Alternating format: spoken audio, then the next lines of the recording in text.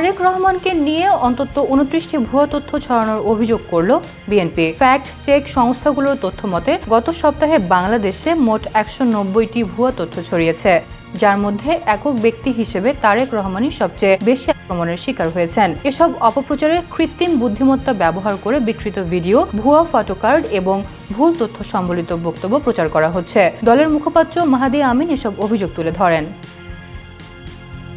রাজধানীতে এক সংবাদ সম্মেলনে তিনি বলেন, খুলনা ও যশোরে তারেক রহমানের সাম্প্রতিক নির্বাচনী সফরে বিপুল সংখ্যক নেতাকর্মী, সমর্থক ও সাধারণ মানুষের অংশগ্রহণে ধানের শীষ প্রতীকের পক্ষে ব্যাপক গণজোয়ার সৃষ্টি হয়েছে। তার দাবি, ঈর্ষান্বিত হয়ে একটি রাজনৈতিক গোষ্ঠী পরিকল্পিতভাবে ব্যক্তিগত আক্রমণ ও অপতথ্য ছড়িয়ে জনমনে বিভ্রান্তি সৃষ্টি করছে।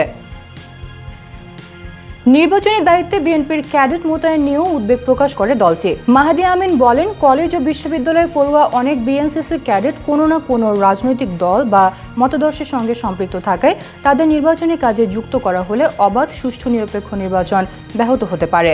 দলটি এ বিষয়ে ইসিকে চিঠি পাঠিয়ে মোতায়েন বন্ধের অনুরোধ করেছে। এছাড়া নির্বাচন পর্যবেক্ষক নিয়োগ নিয়েও আপত্তি জানায় বিএনপি। নির্বাচন কমিশনের ওয়েবসাইট অনুযায়ী 81টি সংস্থার 55,454 জন পর্যবেক্ষক অনুমোদন পেয়েছেন, যার বড় অংশ মাত্র কয়েকটি সংস্থার। বিএনপির অভিযোগ, এসব সংস্থার নেতৃত্বে একটি বিশেষ রাজনৈতিক দলের সঙ্গে সংশ্লিষ্ট ব্যক্তিরা রয়েছেন। লেভেল প্লেয়িং ফিল্ড নিশ্চিত করতে পর্যবেক্ষক তালিকা পুনঃযাচাই ও ভোট কেন্দ্রে একসঙ্গে দুজনের বেশি স্থানীয় পর্যবেক্ষক প্রবেশে নিষেধাজ্ঞার দাবি জানায় দলটি।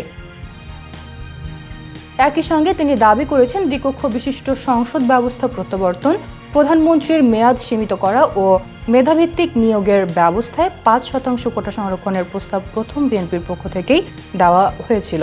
রাষ্ট্র সংস্কারের বিষয়ে মাহাদি আমিন বলেন, বিএনপি শুরু থেকেই এ বিষয়ে সুস্পষ্ট অবস্থান নিয়ে আসছে। দলটি 2016 সালে ভিশন 2030 উপস্থাপন করে, পরে 2022 সালে 27 দফা এবং 2023 সালে 31 দফা রাষ্ট্র সংস্কার প্রস্তাব ঘোষণা করে।